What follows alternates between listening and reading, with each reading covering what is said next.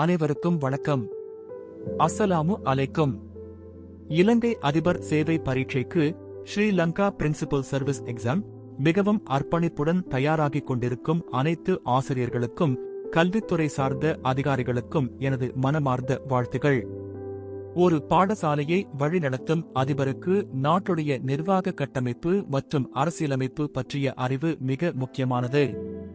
அந்த வகையில் இன்றைய எமது பதிவில் பொது அறிவு வினாத்தாளில் அதிக முக்கியத்துவம் பெறக்கூடிய இலங்கை அரசியலமைப்பு மற்றும் நிர்வாகம் தொடர்பான மிக முக்கியமான 30 வினாக்களையும் அதற்கான விடைகளையும் பார்க்கப் போகிறோம். இந்த தகவல்கள் உங்கள் பரீட்சை வெற்றிக்கு உறுதுணையாக அமையும் என நம்புகிறோம். வாருங்கள், வினாக்களுக்குள் செல்வோம். இலங்கை அரசியலமைப்பு மற்றும் நிர்வாகம் மாதிரி வினாக்கள். இலங்கையின் தற்போதைய அரசியலமைப்பு எந்த ஆண்டு அறிமுகப்படுத்தப்பட்டது? விடை 1978 இரண்டாம் குடியரசு அரசியலமைப்பு. இலங்கை அரசியலமைப்பின் படி நாட்டின் அதியுயர் சட்டவாக்க அதிகாரம் யாரிடம் உள்ளது? விடை நாடாளுமன்றம். இலங்கை நாடாளுமன்றத்தின் மொத்த உறுப்பினர்களின் எண்ணிக்கை யாது?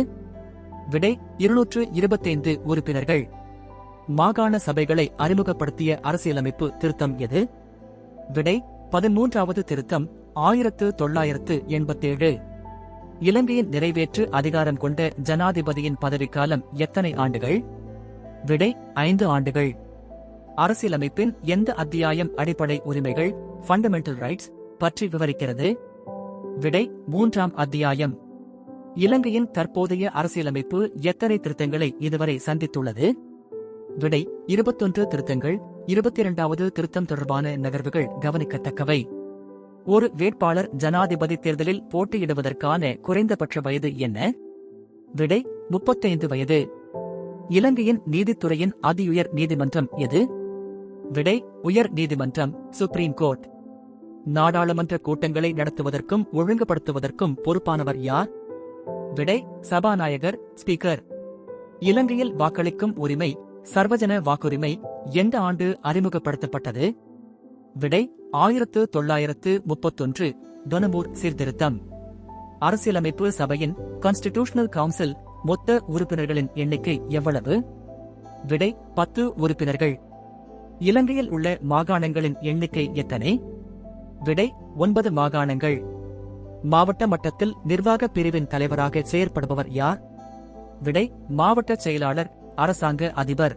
மாகாண சபையின் நிர்வாக தலைவராக ஜனாதிபதியால் நியமிக்கப்படுபவர் யார்? விடை ஆளுநர், கவர்னர். இலங்கையின் அரச கரும மொழிகள் எவை? விடை சிங்களம் மற்றும் தமிழ், ஆங்கிலம் இணைப்பு மொழியாகும். உள்ளூராட்சி மன்றங்களுக்கு பிரதேசிய சபா எத்தனை ஆண்டுகளுக்கு ஒருமுறை தேர்தல் நடத்தப்பட வேண்டும்? விடை 4 ஆண்டுகள், சட்டப்படி நீடிக்கப்படலாம்.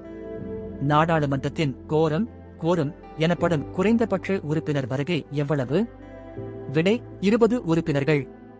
தகவல் அறியும் உரிமை சட்டம் RDI இலங்கையில் எந்த ஆண்டு நடைமுறைக்கு வந்தது? விடை 2016.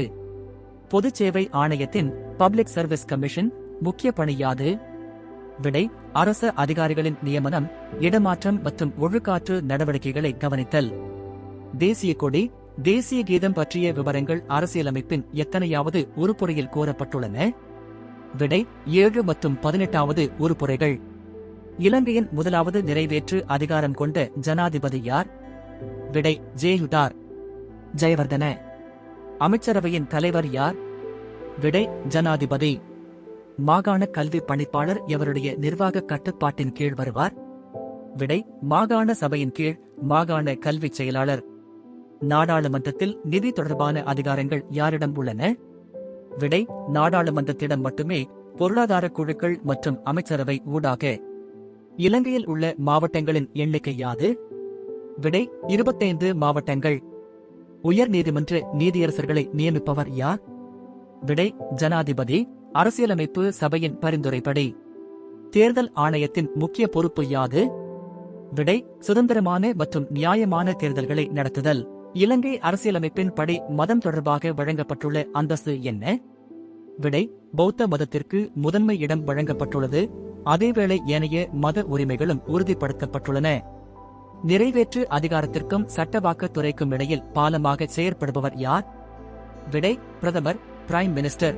இன்று நாம் பார்த்த இந்த 30 வினாக்களும் உங்கள் பரீட்சை தயாரிப்பிற்கு மிகவும் பயனுள்ளதாக அமைந்திருக்கும் என நம்புகிறோம். அரசியலமைப்பு மாற்றங்கள் மற்றும் தற்போதைய நிர்வாக செய்திகள் குறித்து உங்களை எப்போதும் புதுப்பித்துக் கொள்ளுங்கள்.